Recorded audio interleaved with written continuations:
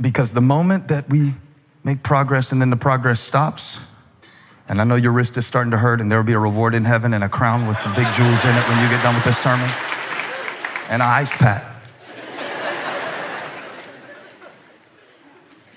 But see, here's the thing about being a good parent. You really don't know what kind of parent you are until you have to tell your kid no.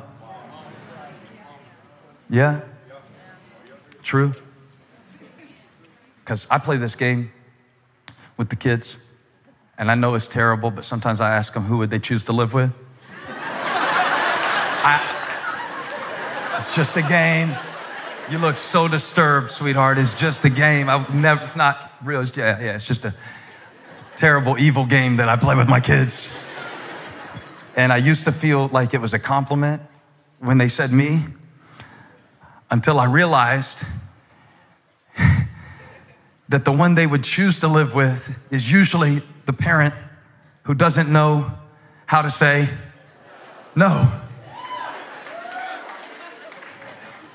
And you say God is a good, good father. It's who you are. I like the song too. But is he still good when he says what every good parent has to say every once in a while? No. No, I'm not going to make it easier. No, I'm not going to bring them back into your life. No, I'm not going to take the thing away. See, Paul had experience with this, you understand?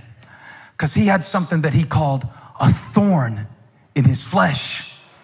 Something that he wanted God to take away. Because he thought, I could be so much more effective if it wasn't for this thing that's holding me back. And we all have that thing. And so Paul asked God, take it away. And God said, no. And so Paul came back a second time and he said, pretty please. And God said, no. And he asked him a third time with a cherry on top, and God said, no. The answer is still no. And this is my question. Is he still good when the answer is still no? Or do you have a conditional faith that when God says no, you go home?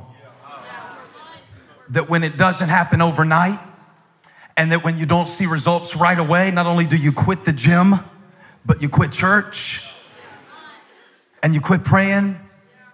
And so we tried here and we tried there and God said no. So I guess it must be God's will for us to go back home. But Paul didn't see it that way.